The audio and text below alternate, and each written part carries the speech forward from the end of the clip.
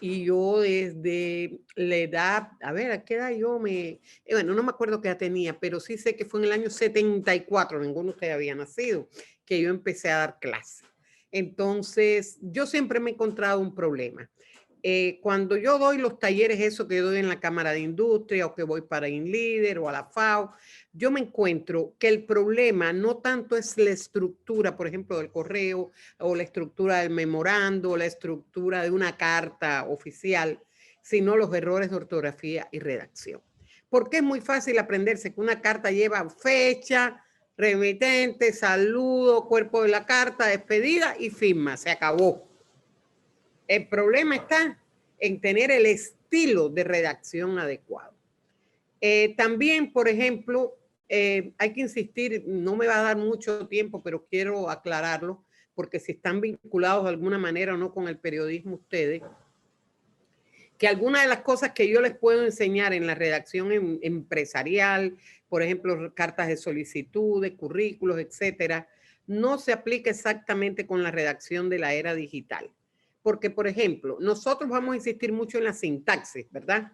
La sintaxis correcta del idioma español, que es uno de los problemas más grandes que tenemos porque provoca, por ejemplo, errores de solecismos y barbarismos como el siguiente.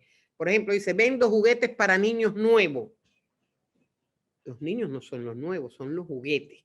Pero se olvidan que la sintaxis dice que el adjetivo tiene que estar pegado al lado del sustantivo al cual modifica. Entonces, ¿qué es lo que pasa aquí? Que hay un error de sintaxis. Imagínense eso a nivel de un periódico, de una noticia, que yo le ponga el adjetivo al lado al sustantivo que no corresponde. También, por ejemplo, la sintaxis es importante. Vamos a ver otra oración cuando decimos, cuando María se casó con Pedro tenía 7 hijos. ¿Quién tenía los 7 hijos? ¿María o Pedro? No sabemos, ¿verdad?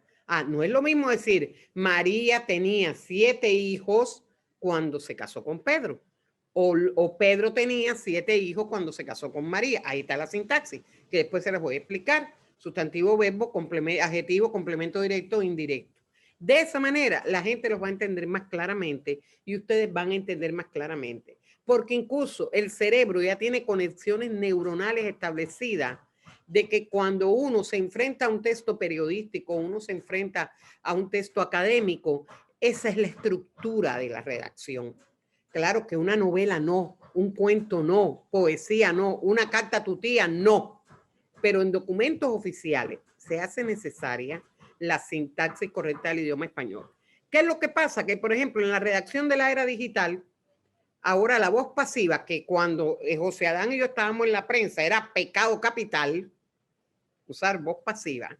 Ahora los estudiosos sobre el tema recomiendan usar la voz pasiva por los problemas temporales que hay con las redes. Es decir, lo que ocurrió en Japón a las 2 de la madrugada de Japón, aquí cuando lo vinimos a saber, ¿verdad? Entonces, por las diferencias de los usos horarios y para lograr una atemporalidad en la noticia, se recomienda usar la voz pasiva, ¿verdad? Un edificio fue destruido en el bombardeo de Ucrania. En vez de decir, el bombardeo en Ucrania provocó la destrucción de un edificio, ¿verdad? Esa sería la sintaxis correcta. Pero ahora, en la redacción en la era digital, que es un tema que en algún momento de José Dan lo podemos coger a profundidad para ver algunas de estas cuestiones, se recomienda precisamente que se retome la voz pasiva en la redacción periodística. Incluso la pirámide invertida, dicen ahora los expertos que se acostó, ya no es así, ¿verdad? Ahora la pirámide es así. ¿Por qué? Por los links. Ustedes saben, las referencias a otras noticias, a la biografía del hombre, a un videíto, a una foto. Entonces, la pirámide acostada, dicen, la pirámide ahora está acostada, dicen los expertos, se mantiene en la redacción digital, pero está acostada.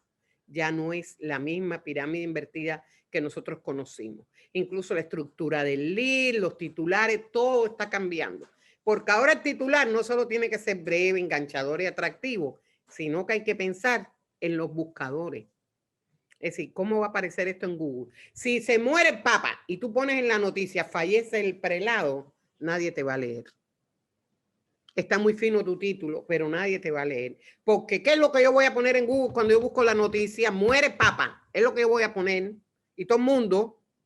Entonces, ustedes tienen que poner un titular que la gente, cuando la gente busque esa noticia, salga tu noticia. Por lo menos entre las primeras, ¿no? Si no, está mal. Es decir, el titular ahora, aquellas cosas de, ¿cómo se llama? Crónica de un destino anunciado, algo así, imitando a Márquez, no, ya eso no vale. Ahora tiene que ser un título que te dé una referencia para que en el explorador que se utilice, ustedes aparezcan. Entonces, como ustedes ven, todos estos cambios que hay en la era digital no es lo mismo que yo voy a hablar hoy. Por eso quiero aclarar esto, o sea, porque lo que vamos a hablar es como de redacción empresarial, que se llama, incluso en Cadín se da un diplomado de este tema de 40 horas, porque es un tema que está muy pendiente. Por ejemplo, la gente manda una solicitud, una carta de una solicitud de empleo, y cuando yo trabajaba en la prensa, no sé si te acuerdas que yo coordinaba el proyecto por la excelencia del idioma y yo hacía exámenes, ¿te acuerdas? Yo recibía esas cartas, esos currículos, yo hacía exámenes de ingreso a los muchachos que llegaban a trabajar al periódico. Y uno de los problemas que teníamos, que aquellas cartas y aquellos currículos, vaya, una vez estaban buscando, me acuerdo, para quién entrenó y había 17 y ninguno servía para nada. Y le hicimos el examen y todo el mundo suspendió, todo el mundo. Entonces dice Eduardo, bueno, Inés, dale clase un mes, dice, dale clase un mes.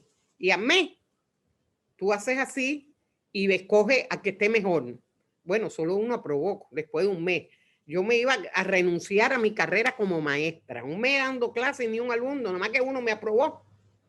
Bueno, evidentemente tenían una mala base, pero una mala base. Ahí había todas las universidades, no voy a acusar a ninguna universidad, toditas las universidades estaban en ese saco de alumnos que eran estudiantes de comunicación social y que no sabían escribir.